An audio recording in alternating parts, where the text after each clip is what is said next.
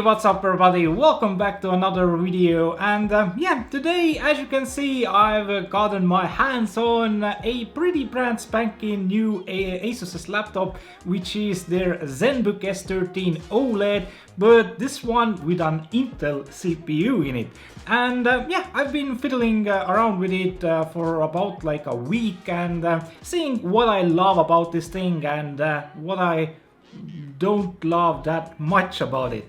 So if you're interested in my thoughts about this thing, then stick around.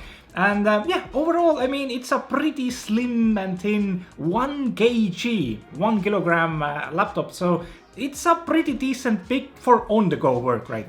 So is this thing for you or not? That's what we're gonna check out. So first of all, some specifications, right? As I already mentioned, it does come with an Intel CPU, and this one has the Core i7-1355U that is supported by the Intel Iris Xe integrated graphics.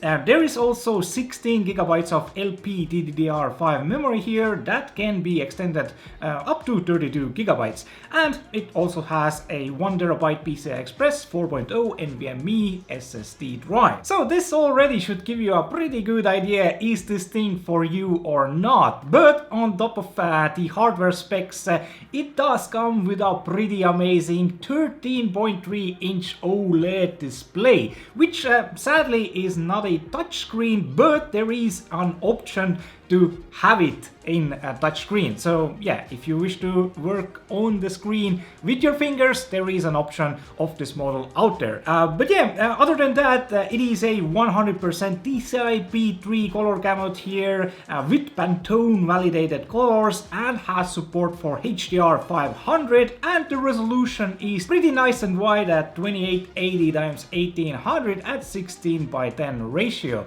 And the only thing that I didn't love about this screen, I mean, overall the screen is just absolutely gorgeous. The colors pop out, really nice colors, the deep blacks thanks to the OLED. Everything is here except for the hertz. It's 60 hertz in 2023. And yeah, I'm sorry, that's not gonna cut it, in my opinion. At least for me, this is a pretty big downside. 60 hertz, just, you know, when you're moving your mouse in Windows, it just feels like a snail, you know, playing that snake game on your Nokia 3130 or whatever, right? So yeah, it's really sluggish. I don't really understand the idea behind the 60 hertz screen here.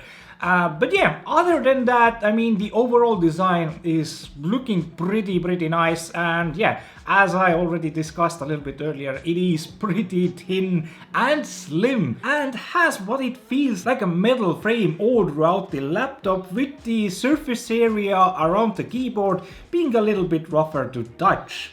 The keyboard itself feels pretty good, along with the big mouse trackpad, and the keyboard also has some white backlit LEDs, which again, like always, when I see stuff like this, why on earth only white LEDs? It's a premium super slim laptop with a backlit keyboard.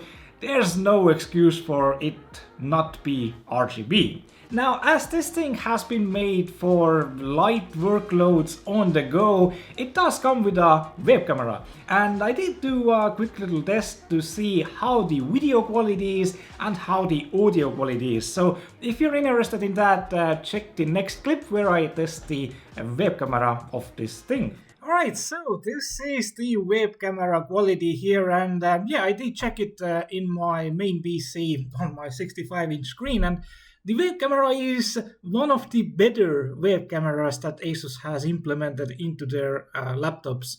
And yeah, on this ZenBook S here, S13, I mean, it's pretty decent overall for Zoom calls and maybe even some content creation on like something like YouTube or maybe even Twitch, right?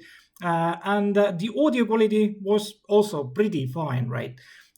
So yeah, this is the web camera quality on the ZenBook S13.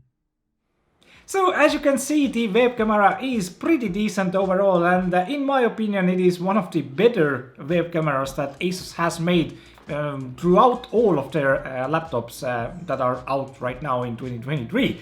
So yeah, pretty decent job there. I just can't understand why this exact quality couldn't be on other ASUS laptops as well, right? But yeah, moving on to something like sound, right?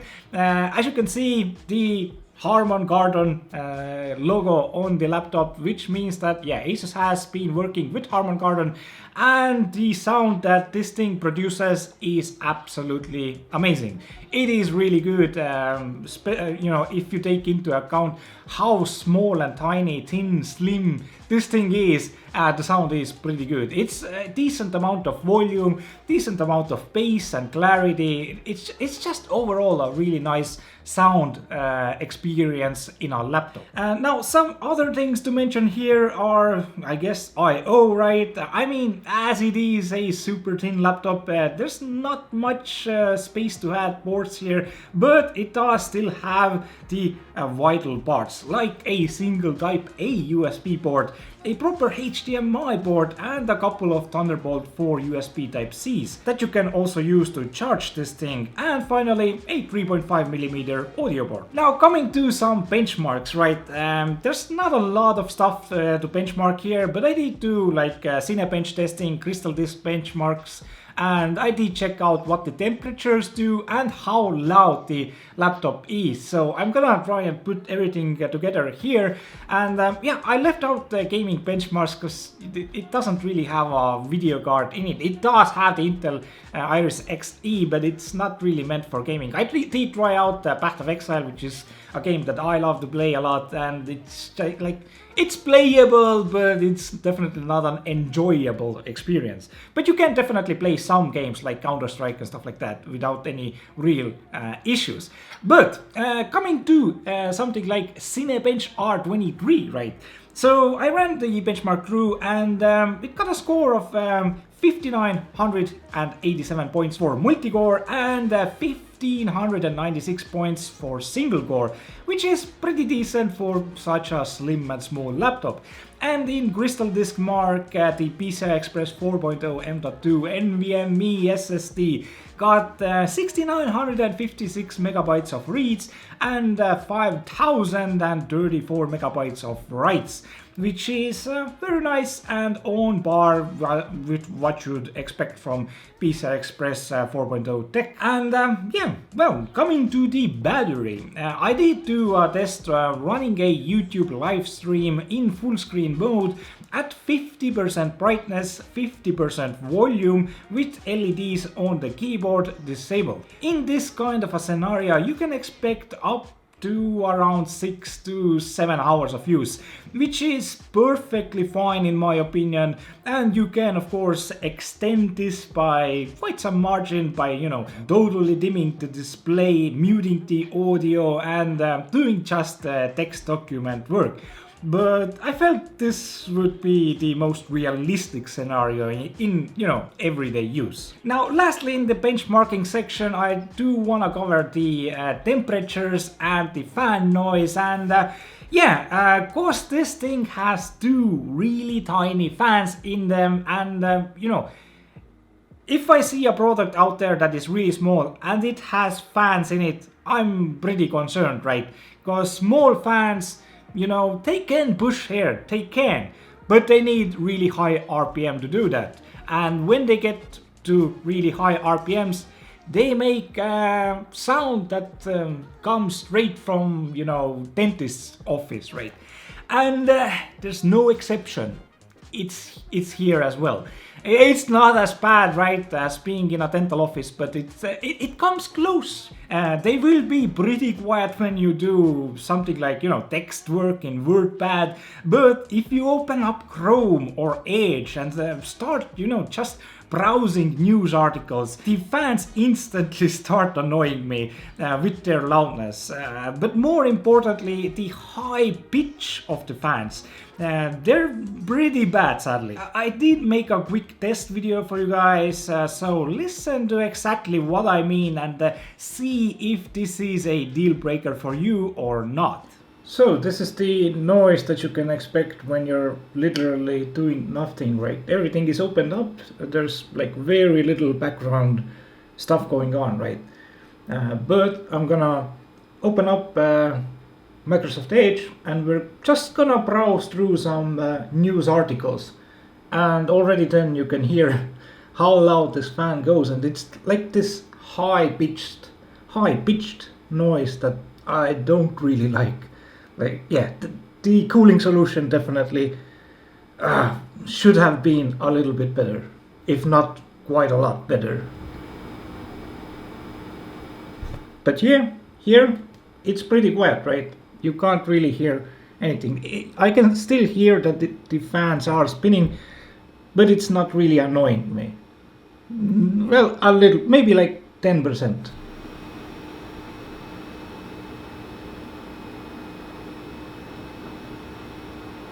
Alright, so let me open up Microsoft Edge and I'm gonna start browsing the web here, some news articles, right? Random news articles, and just listen how loud the fan goes and how it curves up.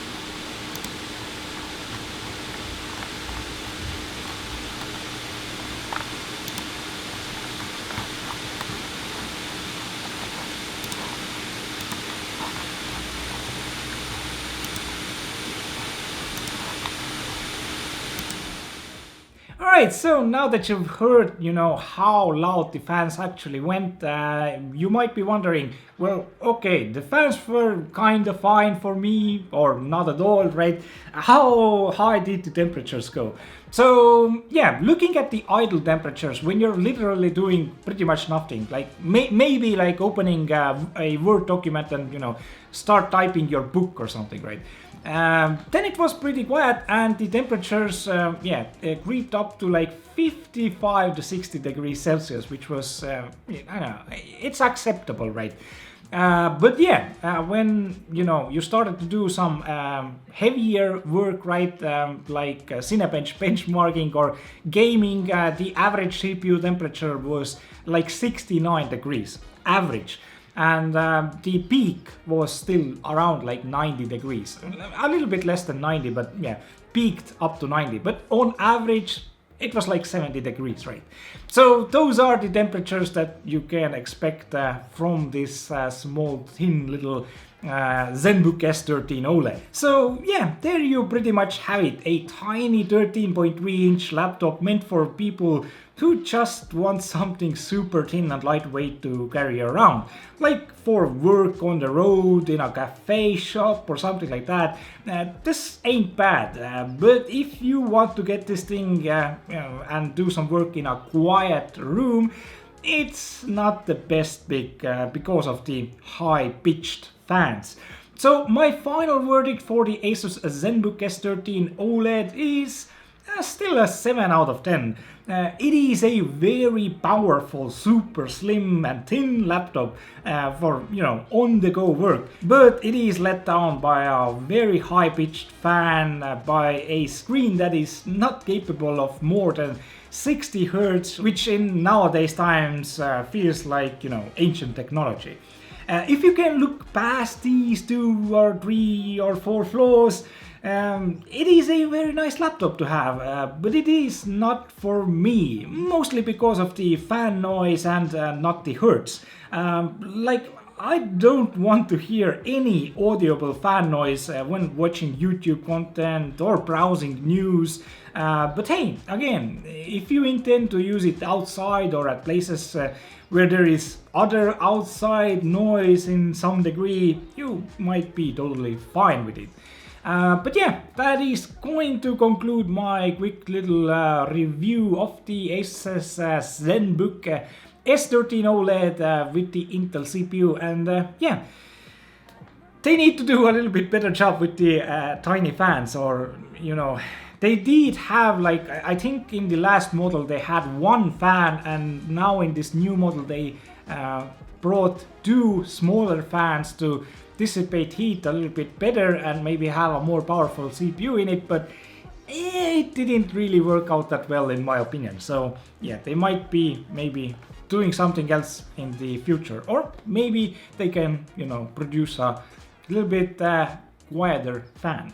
Anyway, that's gonna be it for my video. Hope you guys enjoyed it. If you have any questions, leave them down below in the comment section, and yeah, leave a like, maybe subscribe, and I'll be seeing you soon, guys. Ciao for now.